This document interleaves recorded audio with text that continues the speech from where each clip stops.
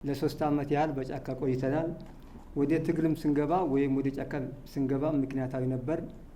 አሁንም ደግሞ የሰላምን አማራጭ ተቀብለን ስንመጣ በምክንያት ነው።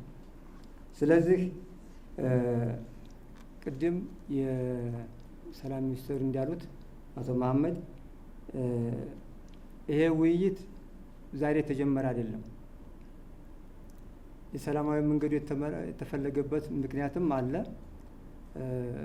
ስለዚህ ይህንን ውይይት ዛሬ የተጀመረ ሳይሆን ለ1 ዓመት ያህል የተካሄደ የሰላም ውይይት ነው። የዛሬ ዓመት ጥር ወር ላይ ዳውንት ላይ የአፍሪካ ህብረት ኢጋድም መጥተው እኛም እኔም ባለሁበት ጠቅላላ ውይይት አድርገናል። በዛ ውይይትም በጥሩ መንፈስ በጥሩ መግባባት ነው የተለያየ ነው። በግብታዊነት የተደረገ ነገርም አይደለም። እስከ ዛሬ ጥር ድረስ ለ1 ዓመት ያህል የተደረገ ውይይት ነው፣ ንግግር ነው።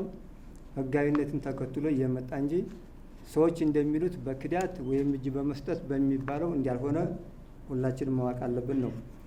ሌላኛው ይሄ የአሁኑ ስምምነት ወይም የፊርማ ስነ ስርዓት ዛሬ የመጀመሪያ ጊዜ ሳይሆን ባለፈ ቀደም ብለው የመጡ ወንድሞቻችን የተፈራረሙበት አለ።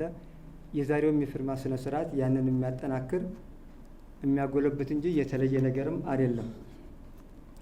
ሌላኛው በዚህ የሰላምን አማራጭ እንድንመርጥ ያደረገ ምንድን ነው? በ3 ዓመት የትግል ቆይታ ውስጥ ሁሉን ነገር አይተነዋል። አንደኛው ነገር በዚህ በአማራ ክልል በብዙ ቦታዎች ላይ ተንቀሳቅሰናል።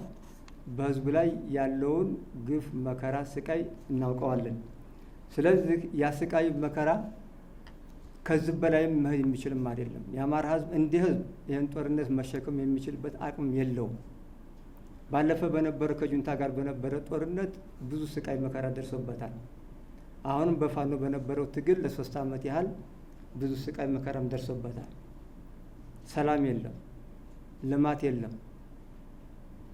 በሽተኞች ወይም ደግሞ እናቶች ከቦታ ቦታ እንደፈለጉ ሂደው መታከም የማይችሉበት ደረጃ ላይ ነው ያለው። ትምህርት ቁሟል ማለት ይቻላል።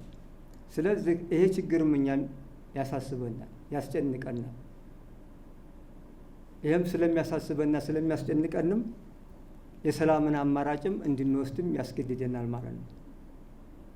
ስለዚህ ይሄንን ስቃይ በመቀነስ በአማራ ክልል ብቻም ሳይሆን እንደ ሀገርም ያለውንም ችግር በመፍታትም የራሳችንን ድርሻ ማበርከት አለብን ብለን እናምናለን።